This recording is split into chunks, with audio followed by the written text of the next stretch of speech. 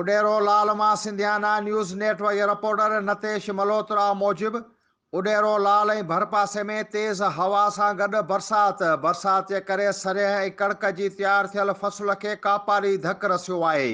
जॾहिं त हुज़ियल बरसातुनि जो पाणी केतिरनि ई हंध ते बीहण सबबि माण्हू अॻेई परेशान हुया, जॾहिं त वरी अॼु वारी बरसात सबबि माण्हुनि जी परेशानी में वाधारो थी वियो आहे ऐं माण्हुनि जो तयारु थियल कणिक ऐं सरियह जो फसल देरनि ते पियल आहे। बरसात जो पाणी पवण करे ख़राब थी वियो आहे, जॾहिं त रोडनि ऐं रस्तनि ते बरसाती पाणी बीहण करे माण्हुनि खे अच वञ में तकलीफ़ थी रही आहे।